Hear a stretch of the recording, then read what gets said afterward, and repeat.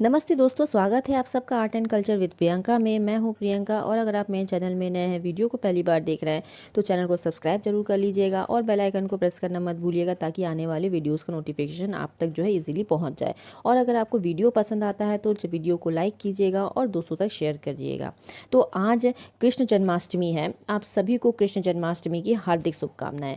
आज इस विशेष उपलक्ष्य में हम विशेष प्रकार की पेंटिंग के बारे में जानेंगे जो राजस्थान के नथद्वार में बनाई जाती है। वह है पिछवाई चित्रकला।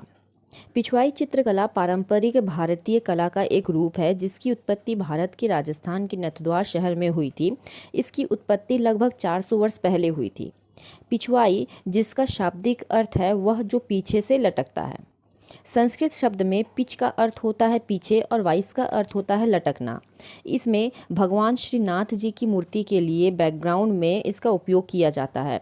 यह पेंटिंग कपड़े में बनाई जाती है और इस पेंटिंग में जो है भगवान श्री कृष्ण के चित्र दिखाए जाते हैं और हिंदू धर्म में यह एक धार्मिक दृश्यों को यहाँ पर दिखाया जाता है। पिछवाई को सभी भारतीय पारंपरिक चित्रों में से सबसे जटिल और कठिन माना जाता है। इसे बनाने में बहुत कौशल और समय लगता है। पिछवाई सीखना असंभव माना जाता है क्योंकि इसका ज्ञान गुरु शिष्य पर आधारित होता है, जिसका अर्थ है कौशल सीखना। यहाँ पर पीढ़ियों दर पीढ़ी जो है यह चित्रकला चली आ रही है।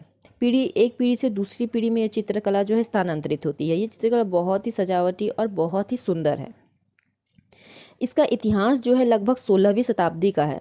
जब 1672 में श्रीनाथ जी की मंदिर की स्थापना हुई तो मुख्य पुजारी और पुष्य मार्ग संप्रदाय के संस्थापक जो थे वल्लभाचार्य के पुत्र विट्ठलनाथ ने पिछवाई बनाने के लिए मंदिर प्रशासन के अधीन कारीगरों को नियुक्त किया था।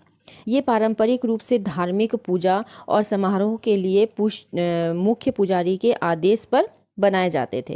हालांकि आने वाली शताब्दियों में जैसे जैसे यह संप्रदाय भारत के विभिन्न हिस्सों में फैले, जैसे गुजरात और मथुरा में, तो ये इस कला शैलियों का भी स्थान जो है बढ़ा और ये विभिन्न स्थानों में पहुंची। पिछवाई श्रीनाथ जी मंदिर के तीर्थ यात्रियों द्वारा ले जाने के लिए बनाई जाती थी, लेकिन धनी परिवार द्वारा भी इसका निर्माण किया जाता था।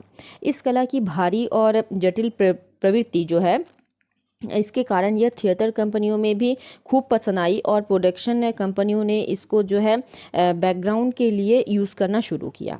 लगभग 19वीं शताब्दी की शुरुआत में हम देख पाते हैं कि जब पश्चिमी कला विद्यालयों का निर्माण होने लगा था, तब उस समय क्या था कि इस चित्र का रूप बदल गया और भारतीय व्यवसाय और उच्च वर्गों के बीच पारंपरिक शैलियों जैसे कि पिछवाई की तुलना में यह पसंद ज़्यादा आने लग गए। अब पिछवाई चित्रकला जो है यह इसकी लोकप्रियता कम हो गई। पिछवाई की मांग बढ़ाने के लिए कारीगरों ने अपनी पेंटिंग तकनीकों में थोड़े बदलाव करने शुरू किए। पिछवाई पारंपरिक शैली में बनाई गई, लेकिन इसमें पश्चिमी प्रभाव को भी शामिल किया गया कि जैसे कि ऑयल पेंट का उपयोग किया गया और पारंपरिक शैलीगत दृष्टिकोण के बजाय यहाँ पर यथार्थवाद का उपयोग किया गया। उदाहरण के लिए हम यहाँ देख सकते हैं कि चित्रों में खींचे गए पैर, विशेष रूप से श्रीनाथ जी के पैर जो है मैंने दोनों बगलों में एक के ऊपर एक साथ है, लेकिन इसको जो है फोर शॉर्टनिंग करके दिखाया गया है। ये जो पद्धति है पश्चिमी कला की पद्धति है। और हालांकि ये समय आगे जैसे ही बढ़ता गया, स्वदेशी आंदोलन हुआ, वहाँ पे भी इसका प्रभाव जो है हमें पेंटिंग में देखने को मिला। आधुनिक उत्पादन में देखा जाए तो पिछवाई नथद्वार का मुख्य निर्यात बन गया है और विदेशी पर्यटकों के बीच इसकी बहुत मांग है।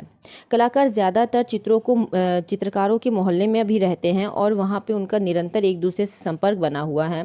अक्सर पिछवाई पेंटिंग एक समूह का प्रयास होता है। एक साथ मिलकर एक ग्रुप में जो है इस चित्र को बनाया जाता है। इसमें एक मेन आर्टिस्ट होता है, यानी मास्टर कलाकार होता है, उसी की देख रेख में यह चित्र बनाए जाते हैं।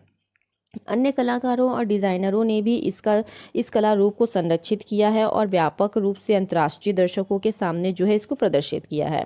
हम देख सकते हैं कि डिज़ाइनरों ने कपड़ों के पोशाकों में पिछवाई से जुड़े पारंपरिक रंगों और मुद्रा तकनीकों का और पैटर्न का यूज़ किया है। उन्होंने लैक्मे फैशन वीक जैसे अंतर्राष्ट्रीय मंचों पर भी इस पेंटिंग को प्रदर्शित किया है।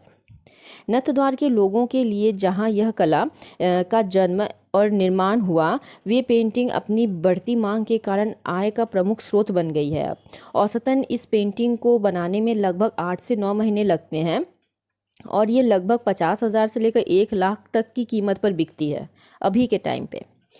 चित्रकला की शैली कैसी थी इसके बारे में हम लोग जान लेते हैं। पिछवाई चित्रों में जो है चित्रित मुख्य छवि जो होती थी वो श्रीनाथ जी की होती थी। भगवान कृष्ण की 24 प्रतिष्ठाएं जो है यहाँ पे हमें देखने को मिलती हैं। कई चित्रों में मंदिरों में देवताओं को भी, अन्य देवताओं को भी दिखाया गया है और इसमें जो है पूजा अर्चना भी करते हुए दिखाया गया है चित्रों में। आधुनिक पिछवाई में पुष्टि मार्ग परंपरा में पूजे जाने वाले कृष्ण के अन्य रूपों को भी दिखाया गया है, जैसे द्वारिकाधीश मंदिर में पीठासन देवता। जबकि ये जो चित्र हैं ये श्रीनाथ जी पर केंद्रित हैं। चित्रों में अक्सर परंपरागत रूप से अन्य देवताओं को, जैसे कि यमुना जी, वल्लभाचार्य और गोस्वामी तथा अन्य पुजारियों को भी हम देख पाते हैं। पिछवाई चित्रकला में जटिल डिज़ाइन, जीवंत रंगों का प्रयोग देखा गया है। इसमें भगवान कृष्ण के जीवन के दृश्यों को दर्शाया गया है, जिसमें उनके बचपन का दृश्य, युवावस्था, वयस्कावस्था दिखाए गए हैं। यह पेंटिंग खनिजों और पौधों के अर्क से बने प्राकृतिक रंगों के उपयोग से बनाई जाती थी। पिछवाई चित्रकला अपने जटिल विवरण, अलंकृत सीमाओं और उत्कृष्ट ब्रश वर्क के लिए मानी जाती है। और मंदिर में लटकाए गए पिछवाई पेंटिंग को जो है दिन प्रतिदिन हर रोज़ जो है बदला जाता है और उस दिन के मौसम, त्यौहार, अनुष्ठानों के अनुसार जो है डिज़ाइन बनाई जाती है पेंटिंग्स में। श्रीनाथ जी की दैनिक पूजा जो है वो 8 अलग अलग औपचारिक दर्शनों में होते हैं। पिछवाई में अक्सर प्रत्येक दर्शन से जुड़े 8 विभिन्न श्रृंगार जो है श्रीनाथ जी के किए जाते हैं। प्रत्येक त्यौहार और अनुष्ठान का एक विशेष महत्व होता है। पुष्टि मार्ग के अन्य प्रमुख त्यौहारों के साथ साथ गोवर्धन पूजा, शरद पूर्णिमा जो होता है, रास लीला, होली जैसे त्योहारों को जो है पूजा के तरीकों और इस्तेमालों के लिए इन वस्तुओं का निर्माण करके चित्रों को विभिन्न तरीके से बनाया जाता है। चित्रों में गोल्ड का भी यूज़ हम देख पाते हैं। इस कला रूप ने दुनिया भर में लोकप्रियता हासिल कर ली है। अब इसे जो है कागज, कैनवास और रेशम जैसे कपड़ों में भी बनाया जाता है।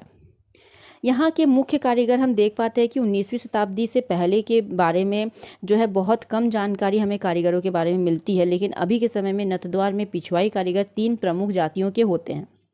एक होता है आदि गौड़ जो उदयपुर से आकर बसे होने का दावा करते हैं। दूसरा है जांगीर जो जयपुर और जोधपुर से आए हैं। और तीसरा जो है वह कम प्रसिद्ध है लेकिन वह है मेवाड़। मेवाड़ के लोग भी जो है पिछवाई पेंटिंग बनाते हैं। ऑल ओवर निष्कर्ष में हम ये कह सकते हैं कि पिछवाई चित्रकला जो है ये भारत की एक महत्वपूर्ण सांस्कृतिक विरासत मानी जाती है। भारत सरकार ने भी इसके सांस्कृतिक महत्व को मान्यता दी है। पिछवाई पेंटिंग राजस्थानी सांस्कृतिक धरोहर है और भगवान कृष्ण को समर्पित है। इस पारंपरिक कला रूप ने न केवल भारतीय संस्कृति परंपराओं को बनाए रखने में मदद की है, बल्कि इसने राजस्थानी लोगों को अपने भक्ति दिखाने का भी तरीका जो है दिखाया है। पिछवाई पेंटिंग के विस्तृत पैटर्न और चमकीले रंगों ने वैश्विक स्तर पर पहचान बनाई है। दुनिया भर में जो है इसका नाम है। राजस्थानी लोगों के लिए पिछवाई पेंटिंग एक जीवन शैली के साथ साथ जो है एक कला रूप भी है और यह आने वाली कई शताब्दियों तक लोगों को आश्चर्यचकित करती रहेगी और हमें प्रेरित करती रहेगी। पिछवाई चित्रकला बहुत ही सजावटी है और बहुत ही डेकोरेटिव है, देखने में बहुत खूबसूरत लगती है। यहाँ पर कलरफुल वाइब्रेंट कलर का जो है यूज़ हमें देखने को मिलता है और जो है राधा कृष्ण के यहाँ पे हमें चित्र देखने को मिलते हैं। तो वीडियो अगर आपको पसंद आता है तो चैनल को सब्सक्राइब जरूर कर दीजिएगा और वीडियो को लाइक एंड शेयर जरूर कर दीजिएगा। मिलते हैं हम नेक्स्ट वीडियो में। Thanks for watching.